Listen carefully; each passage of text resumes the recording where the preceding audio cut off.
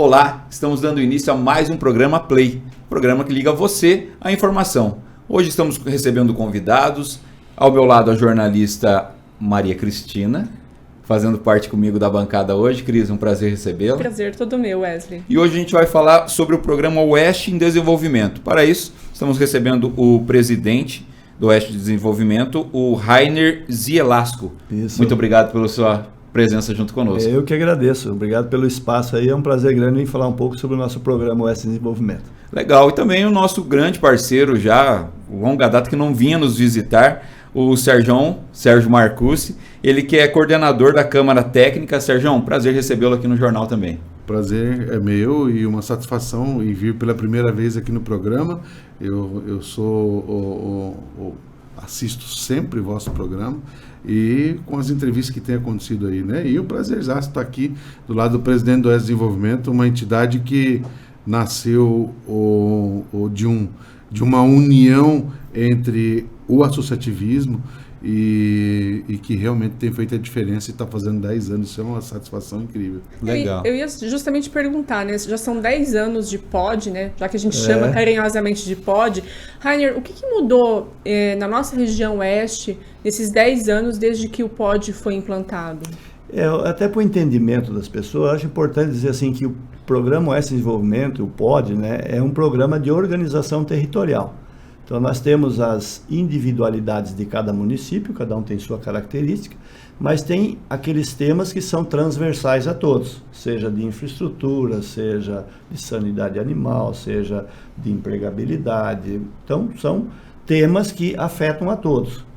Tudo isso surgiu de uma viagem algumas viagens que nós fizemos para o exterior, principalmente para a Europa, na região da Espanha e também na Itália, e mais especificamente na região da Emília-Romanha, e nós estivemos lá, e lá tem uma organização territorial que organizou o território, transformou aquele território num grande produtor de vinhos, de queijos, de embutidos, e prosperou. E percebeu-se lá que uma região organizada, quando vem uma crise, ela entra menos profundamente na crise. E quando a crise passa, ela sai mais rapidamente. Então, os indicadores da região organizada eram sempre melhores do que os indicadores de região não tão organizada. Não, isso faz sentido.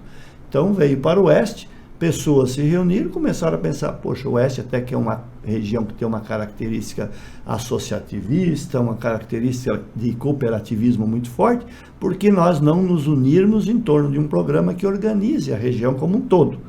E aí surgiu através do PTI da Itaipu, através do Acaciopar, que é a Coordenadoria das Associações Comerciais e Empresariais do Oeste do Paraná, que o Sérgio inclusive foi presidente, a MOP, que é a Associação dos Municípios do Oeste, e o SEBRAE, que começaram esse trabalho. E aí montaram a primeira diretoria executiva, a primeira mesa diretora, que na época foi o Mário Costanaro de Toledo, primeiro presidente, depois foi sucedido pelo Danilo Vendrusco de Foz. O vice era o Marcelo Miqueleto na época. Do Mário, eu estava presidente da Cassiopar. Que representava exatamente a MOP.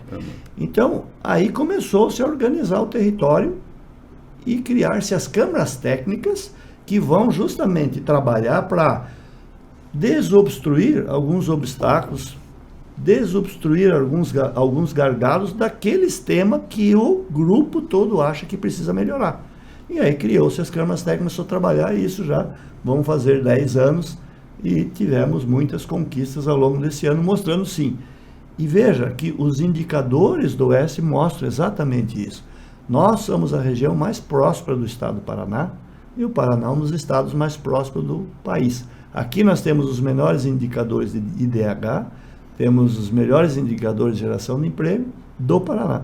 Tanto é verdade que o Paraná agora criou o programa Paraná Produtivo Fase 2, que dividiu o estado em regiões, e está usando o programa Oeste em Desenvolvimento de modelo para replicar isso em outras regiões do estado do Paraná. Quem que faz parte hoje do programa? Isso, o programa hoje ele é constituído por mais de 60 empresas, são empresas públicas, privadas, cooperativas de crédito, cooperativas agrícolas, e recentemente, é um orgulho para nós também, através de um convênio que fizemos com a Fundação Araucária, trouxemos as universidades. Então, Cada Câmara Técnica hoje tem um pesquisador de uma universidade desenvolvendo uma pesquisa naquele tema daquela Câmara Técnica, seja lá de pequenos negócios, máquinas e equipamentos, na empregabilidade, na energia e sustentabilidade, na infraestrutura. Então, as academias vieram para dentro, também os parques tecnológicos, o Bioparque de Toledo, o Parque de Medianeira, o PTI de Foz do Iguaçu. E agora, antes nós tínhamos a participação da MOP como uma entidade que representava todos os municípios, mas agora também os municípios estão começando a fazer parte. De forma pioneira, o município de Toledo fez o projeto na Câmara, aprovou, e hoje Toledo é um membro do POD e ainda é um membro que ajuda na sustentabilidade do programa, através de ajuda financeira. O movimento se estendeu, Medianeira já está encaminhando a lei, Assis Chateaubriand também, então daqui a pouco nós vamos ter também os municípios. Então, é uma junção, uma parceria, iniciativa privada, poder público, todos com um único objetivo: organizar o Oeste de forma a tornar aqui uma região mais competitiva para quem quiser empreender, para quem quiser investir e para quem quiser aqui viver, logicamente. Como fazer isso dar certo, Rainer? Porque às vezes os municípios, tem alguns municípios que têm um ciúme de outro, né? Como fazer isso dar certo e que essa união prospere em prol do desenvolvimento regional? Esse é um tema bastante importante que a gente sempre referenda, e nós respeitamos as individualidades de cada município. Um tem uma característica mais para o turismo, outra mais para a agroindústria, o outro mais para o serviço, isso é respeitado. Mas tem aquele tema que afeta a todos. Se houver um problema sanitário, por exemplo, de dar uma gripe aviária ou de dar algum problema na suinocultura, afeta todos os municípios do Oeste. Então aí sim, a organização tem que ser territorial.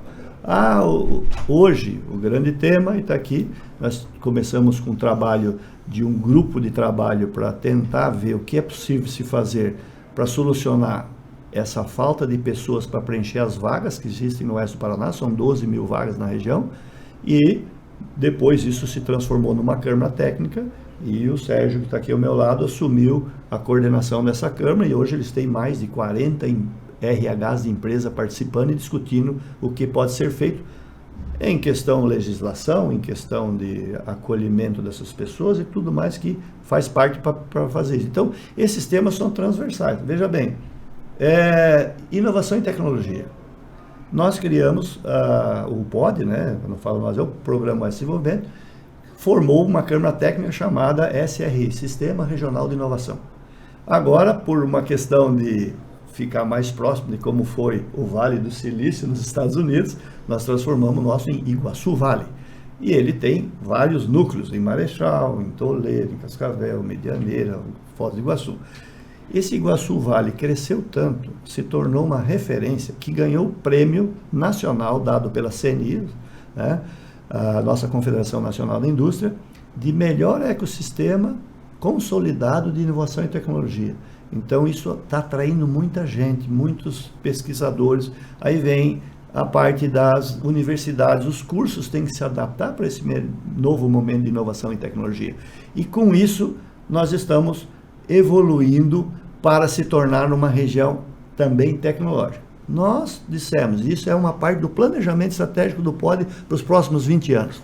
Ninguém tira do Oeste do Paraná a sua característica nata de ser o maior produtor de proteína animal, e vai ser o maior produtor de proteína animal do mundo. Nós vamos alimentar grande parte do mundo com o que nós produzimos aqui, principalmente na área de proteína animal. Mas para que isso ocorra, precisa vir muita inovação, tecnologia e sustentabilidade atrás disso. Por isso que é necessário termos esse viés de inovação para frente também. Apenas uma curiosidade, você acha que a nossa região chega a esse patamar quando? Em termos de ser o maior produtor de proteína? Nós já somos bastante reconhecidos hoje, mas nós seremos, sem dúvida, nos próximos 20 anos, o maior produtor de proteína animal do mundo. E vamos ser reconhecidos como o melhor produtor também. Aí vem uma outra questão. Nós temos aí dentro da nossa Câmara de Energia e Sustentabilidade. Quando eu falo isso, não é o POD sozinho. O POD só, ele não executa nada, tá? Ele organiza as forças vivas, né? Então, a questão de energia. Se hoje nós não dermos uma destinação correta para os dejetos suínos, nós não temos mais capacidade de aumento da capacidade produtiva da região. O sistema do governo de controle ambiental não outorga mais novas ampliações. Agora, com isso, veio os biodigestores, a produção do gás biometano. Isso é tão importante porque quando você dá a destinação correta dos dejetos suínos, você amplia a capacidade de produção do produtor, mas gera uma nova fonte de renda dele, que é a energia e é o gás. Esse gás dos biodigestores se transforma em biometano, que pode ser usado em casa, nos carros e tudo, nos tratores e caminhões, e pode extrair dali o gás hélio, que é um gás que será exportado para a Alemanha, para a Europa, que estão doidos atrás disso, por isso estão injetando muito dinheiro aqui.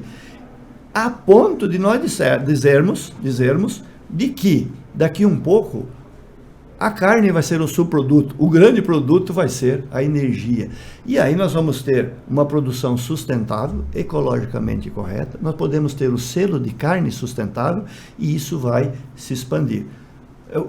Só, se me permite, como é que chegou a tudo isso? O Paraná, ele era uma região livre de febre aftosa com vacinação. Apenas 40% do mercado mundial que comprava carnes, comprava do Paraná, porque são os países menos exigentes, que pagavam menos e compravam a nossa carne, porque era com vacinação. Através do Programa Oeste de Desenvolvimento, do apoio das cooperativas, dotamos as nossas unidades da Secretaria da Agricultura de equipamentos e de pessoas. Mostramos para o Ministério da Agricultura que aqui há um cuidado para que não haja contaminação. E aí conseguimos o selo de estado livre de vacinação, livre de febre aftosa, sem vacinação. Então, o que muda isso? De 40%, hoje o Paraná atende 100% do mercado mundial. Os mais exigentes, pega lá o Japão, a Coreia do Sul, hoje compram carne do Paraná porque é região livre de febre aftosa sem vacinação. E pagam mais por isso, né, Rainer? E pagam mais. Quase 30% a mais de rentabilidade. Quer dizer, a produção é a mesma, o valor é o mesmo e o cara tem uma lucratividade maior por conta do selo. Bem lembrado. E aí, o que aconteceu? Atrás disso veio, aí o pessoal falou, não, agora o mercado abriu-se para o Paraná. E aí houve uma ampliação da capacidade de abate muito grande, visto que a Frimeza construiu o maior frigorífico da América Latina em Assis, a Sadia de Toledo ampliou, os outros pequenos frigoríficos ampliaram. O que isso aconteceu? Gerou um monte de demandas no interior. Quem que ganhou isso? Então, veja bem, o POD, através dessa organização, estende o Paraná para o mundo, mas por outro lado ele vai lá na mesa do produtor, que hoje tem mais emprego, tem mais renda na propriedade rural, pode produzir melhor, tem melhor qualidade de vida, melhor segurança. E aí veio um problema. Essa ampliação gerou tantos empregos que nós não temos gente hoje para preencher, e por isso que foi criada a técnica da empregabilidade. Não é à toa que a presença do Sérgio aqui hoje, exato, né? Chegamos no Sérgio agora. Essa questão que você comentou antes, Tina, sobre o ciúme e coisa e tal, eu participei da criação do programa por conta de que eu estava presidente da Cassiopar na época, né, 2014, 2016. O programa foi criado meados de 2013 e o Mário Costenaro, que era o presidente da Cassiopar, assumiu a presidência e o prefeito dos prefeitos, ou que era o prefeito da MOP, assumiu a vice para poder ganhar essa força política. E aí existia uma condição de trazer as cooperativas para o programa, né? E aí como é que a gente vai trazer? Então a gente sentou para estudar quem que era a pessoa que tinha essa relação entre as cooperativas, que a gente poderia trazer essa pessoa para dentro da diretoria da Cassiopar e essa pessoa trabalhar a questão de trazer as pessoas do agro, as cooperativas, para o Programa Oeste, porque até então estava o PTI da Itaipu, estava o Sebrae, tinha várias entidades, mas a gente estava aglutinando ainda as cooperativas, tudo, visitando, eu fui visitar várias universidades para apresentar o programa, para que as universidades viessem participar, né? Aí entra 1h30 de conversa com o Elias Idec, que é o presidente da Frimeza hoje, e que era um dos diretores ali junto ao executivo da Cotriguaçu e tal. E aí o Elias foi quem fez abriu as portas, criou a oportunidade de se fazer a reunião dentro das cooperativas, e aí, porque a gente foi dizer o seguinte, o Programa Oeste de Desenvolvimento, a essência não é de ninguém, e ao mesmo tempo é de todos. Então não existe dono. O Programa Oeste de Desenvolvimento não é da Cassiopar, não é da MOP, não é das cooperativas, não é das academias. São 60 entidades que participam e todos têm que se sentir donos.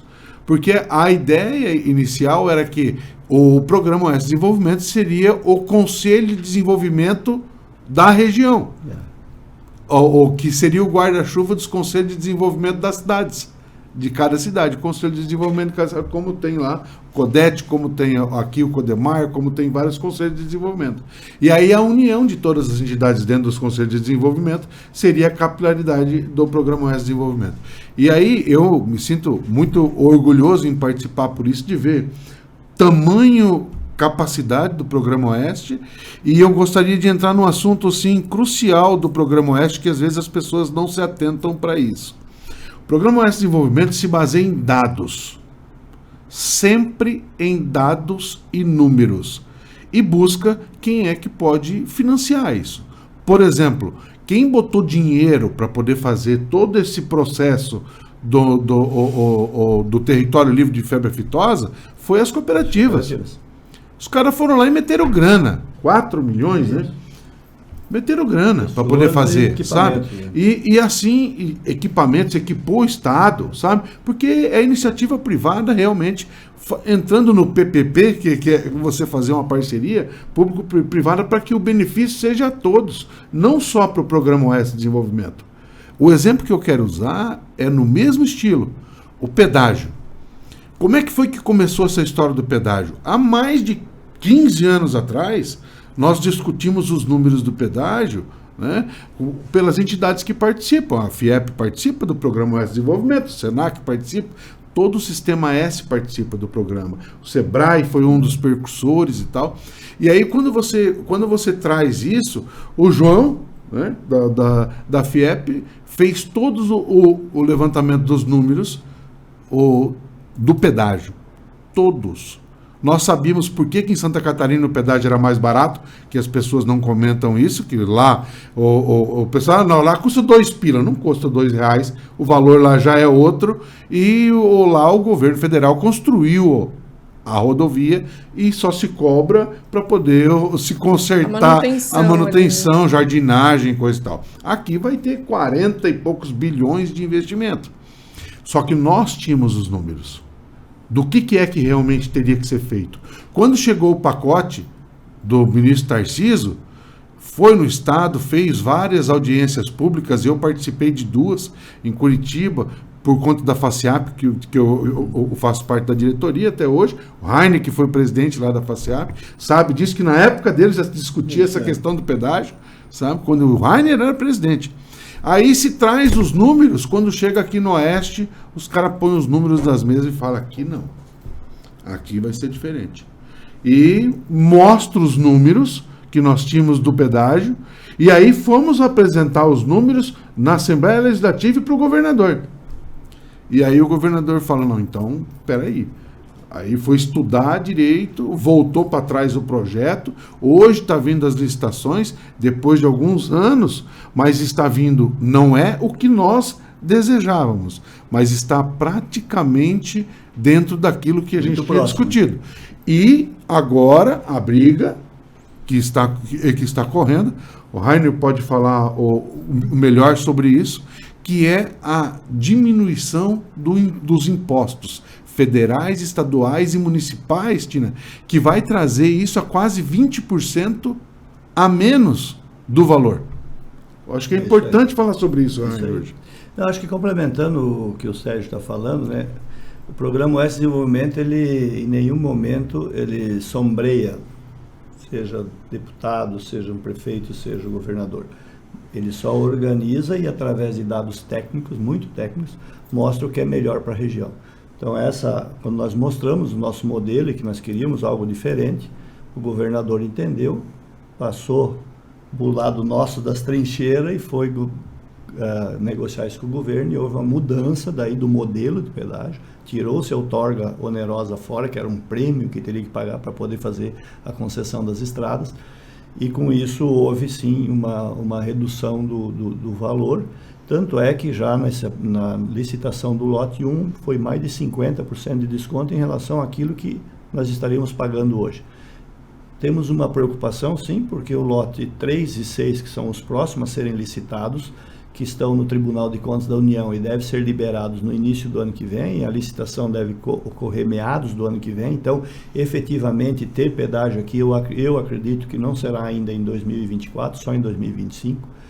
Lembrando também a todos que esses 3 anos sem pedágio significa 2,5 bilhões de economia para o Paraná. Não temos as estradas que queremos, mas não estamos gastando com pedágio. O novo pedágio vem para duplicar tudo, as obras são para fazer nos primeiros 9 anos e com uma quantidade muito grande de infraestrutura, que tu falou, né, Sérgio? São 52 bilhões de investimentos. O maior investimento da América Latina e realmente vai transformar o Paraná num canteiro de obras. Quem vai pagar somos nós, logicamente, ao longo de 30 anos, né?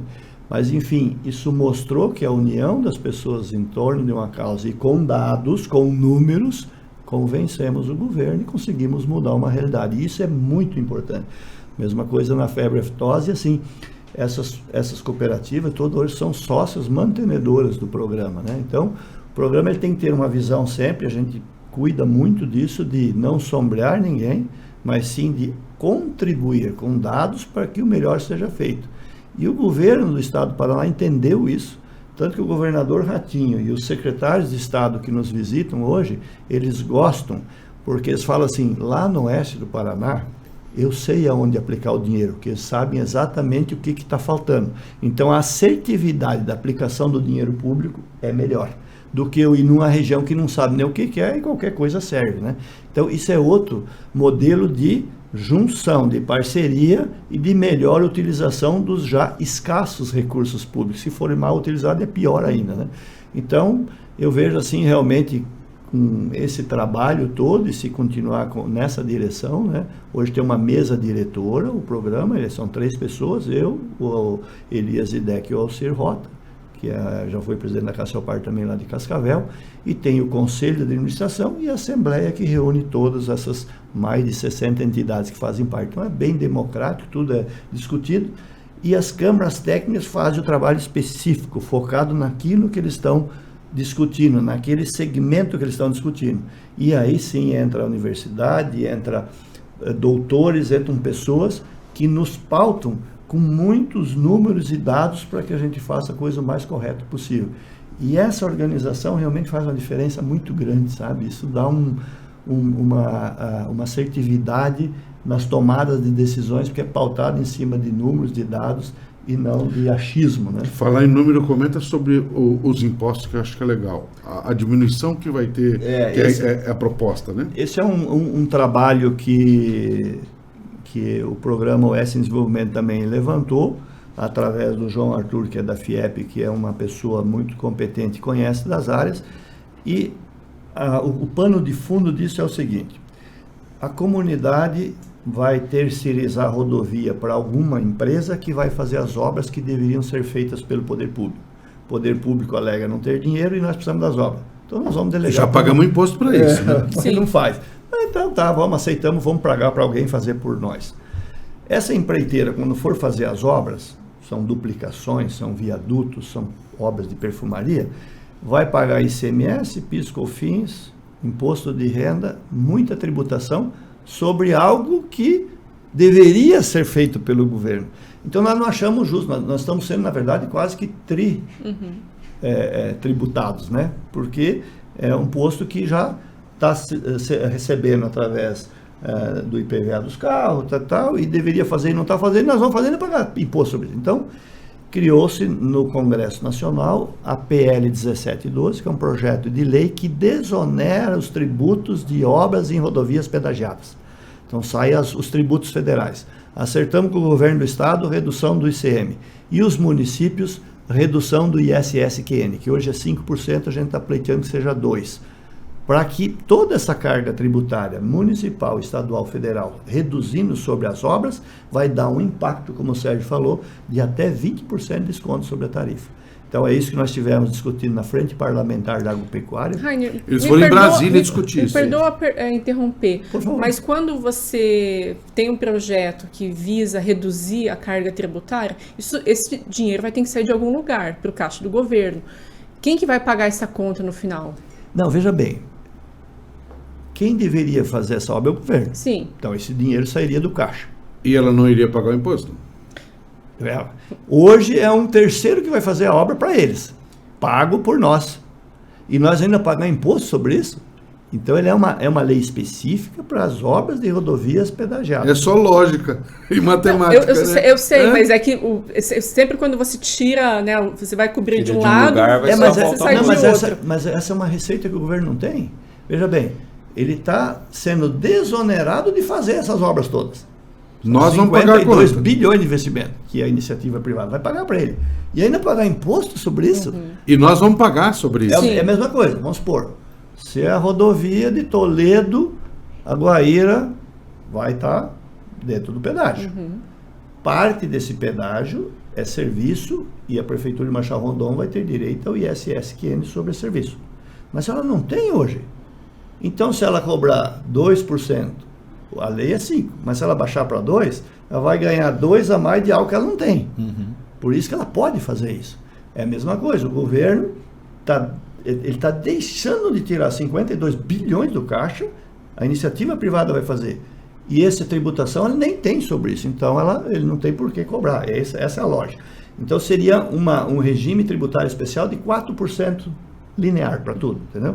Esse é o projeto de lei. E nós somos lá na Frente Parlamentar da Agropecuária, pedir apoio, todos se manifestaram favoravelmente, já está com a relatoria para que isso possa vir ser aprovado. E se aprovado, então, quando o cara começar a duplicar, vai comprar o concreto, vai comprar a pedra, vai ter só 4% de tributos federais sobre isso, né? E o governo do estado vai reduzir o ICM e os municípios o ISSQN.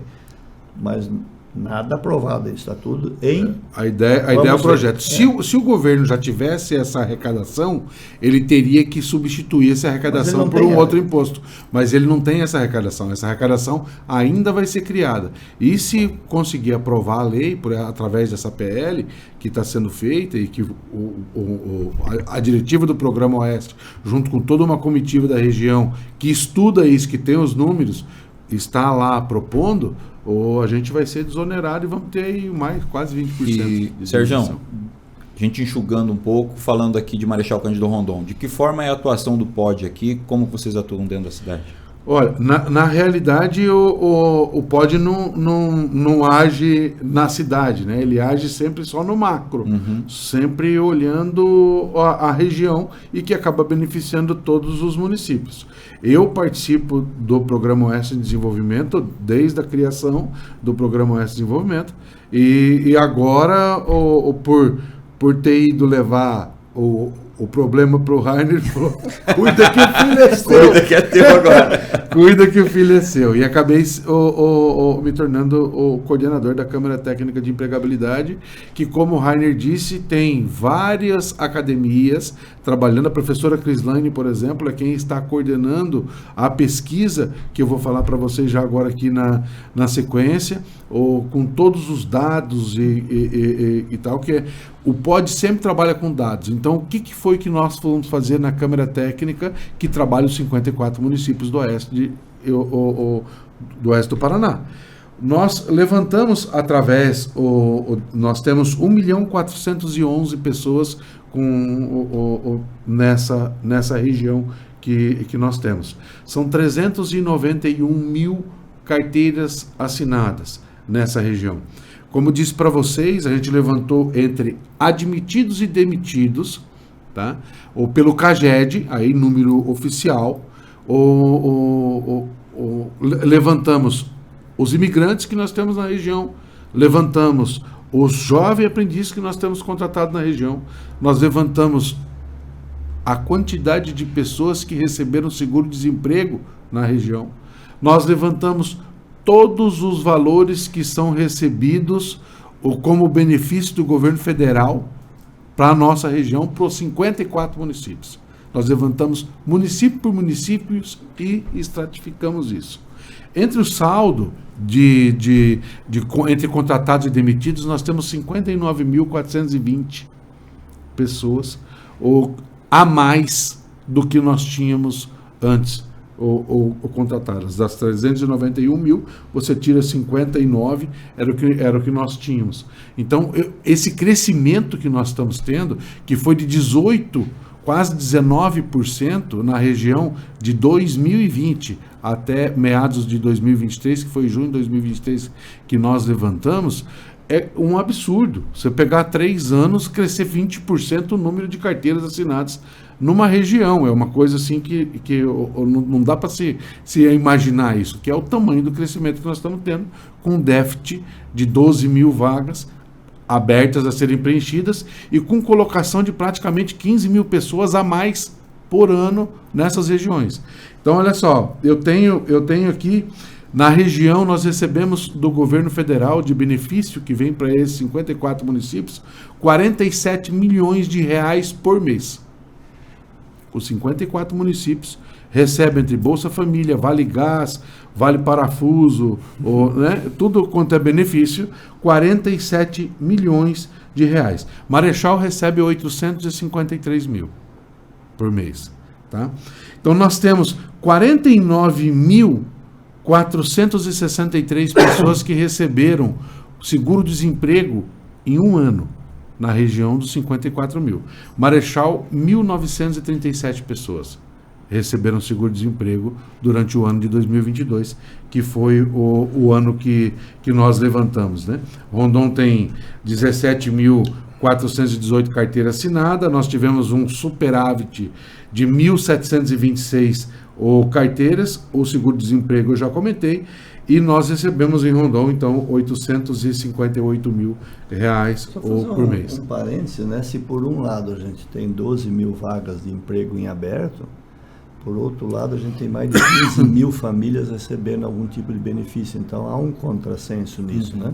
Então, queira ou não, e nós somos defensores de que sim, quando a pessoa está em vulnerabilidade, está em dificuldade mesmo, precisa receber algum apoio, mas isso teria que ter momento para entrar e momento para sair, porque acaba que isto e mais a informalidade acaba sendo um concorrente, né? Você ganha um benefício desse e faz mais algum bico, mais alguma coisa na informalidade e acaba concorrendo. Então, um desafio deles também é identificar onde é que estão essas famílias, por que nós não podemos dessas famílias ter uma pessoa, pelo menos, que venha trabalhar na formalidade, que possa dar mais dignidade para a empresa, para a família, e não ficar eternamente dependendo de apoios governamentais. Então, isso é um estudo. E aí vem aquela pergunta, assim, de 1 milhão. Como resolver essa situação? Porque não é de hoje que a gente vê na Agência do Trabalhador tantas vagas disponíveis, uma dificuldade em preencher essas vagas, essa demanda que cresce na nossa região até pelo desenvolvimento. Como resolver isso?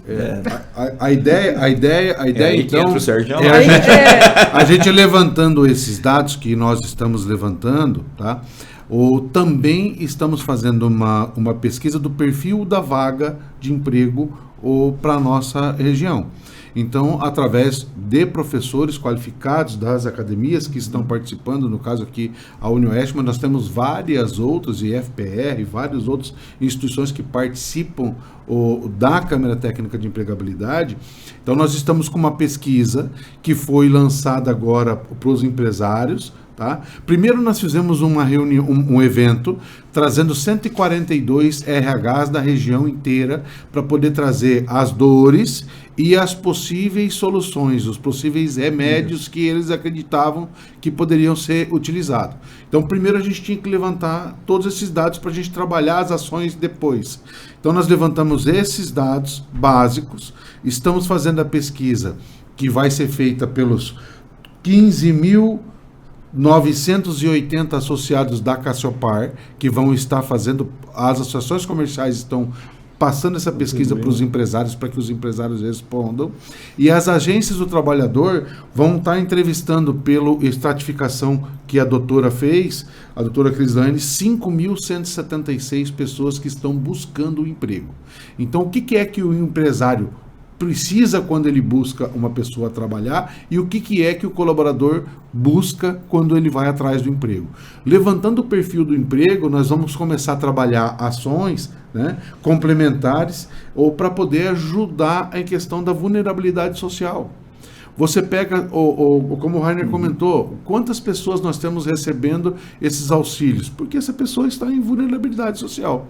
Nós precisamos trabalhar ações para poder atender moradia, porque ele é um assunto de empregabilidade, mas ele paira por tudo. Sim. Moradia, creche, saúde, educação. As maiores dificuldades que nós temos hoje, por exemplo, PCD, contratação de PCD, as empresas não conseguem atingir. Como é que você pega, por exemplo, lá em Medianeira?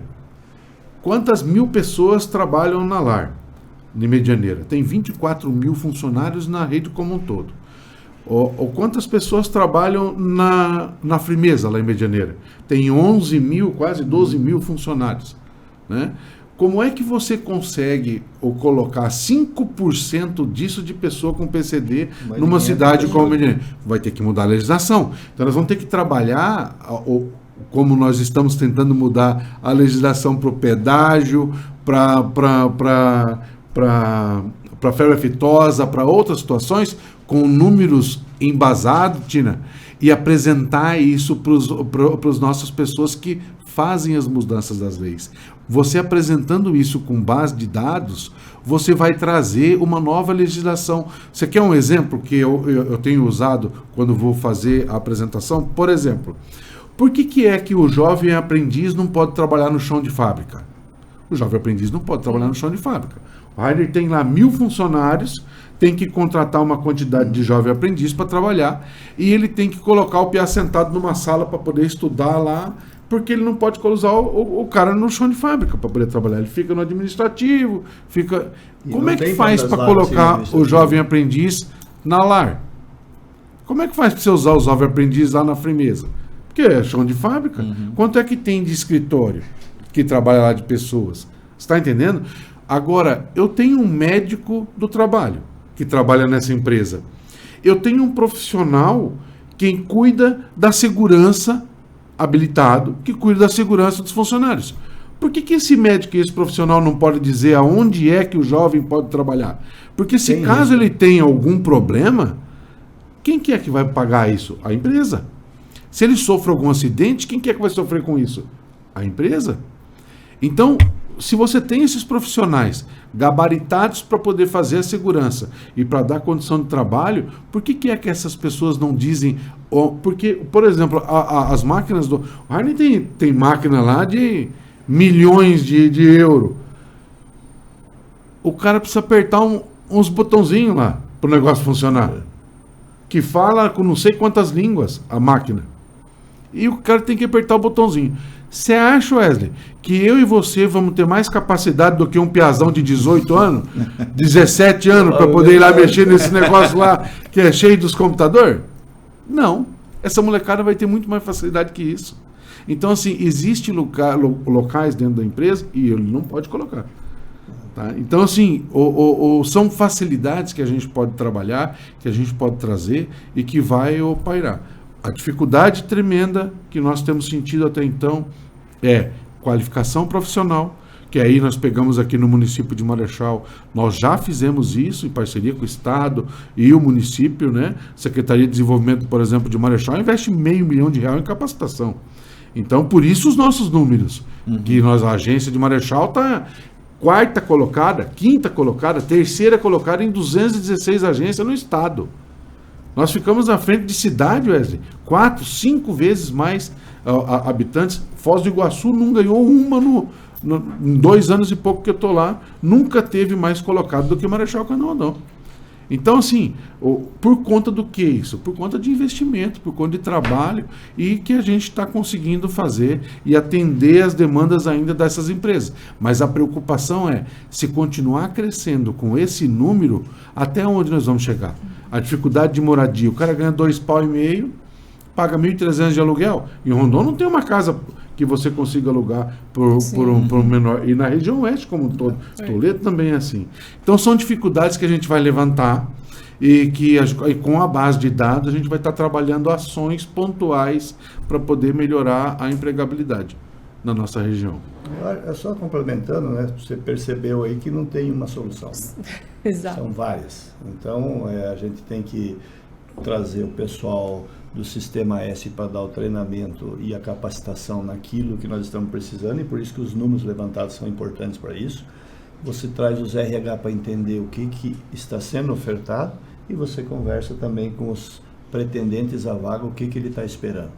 Isso muda muito dentro das indústrias hoje. Você precisa ter um RH, uma gestão de pessoas que pensa no acolhimento, no pertencimento. Ele tem que saber o propósito da empresa, que ele não está ali só para fazer tal operação, mas por que eu estou aqui? Eu estou ajudando a alimentar o mundo, eu estou ajudando a vestir o mundo, eu estou ajudando...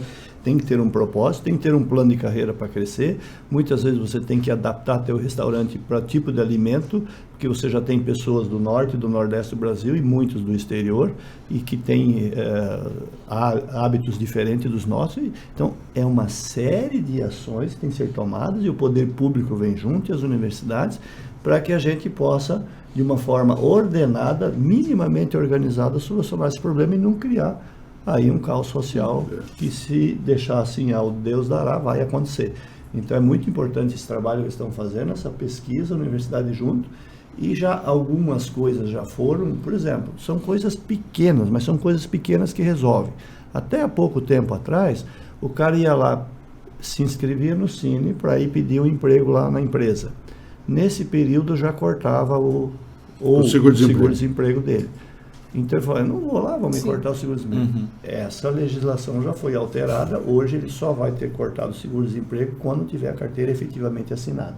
Então são pequenas ações assim que estão sendo feitas por essa Câmara Técnica de Empregabilidade, que somando uma ação aqui, outra ali, organizando aqui, trazendo o Sistema S que faz a capacitação da mão de obra industrial, empresarial, trazendo as universidades e tal.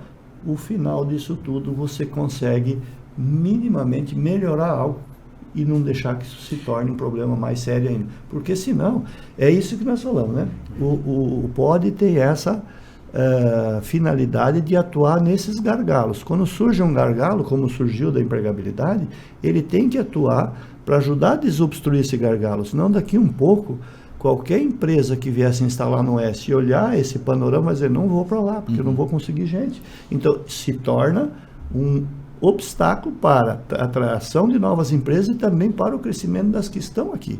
Por isso a importância de fazer esse trabalho junto. E essa é o grande lance, sabe? A capilaridade que a gente está tendo e a abertura que a gente está tendo a nível de governo do Estado, por exemplo, na Secretaria do Trabalho, no Ministério do Trabalho. Para te ter uma ideia, Wesley, o pessoal do Ministério do Trabalho veio a Curitiba, pegou o avião do governo do Estado e veio a Toledo.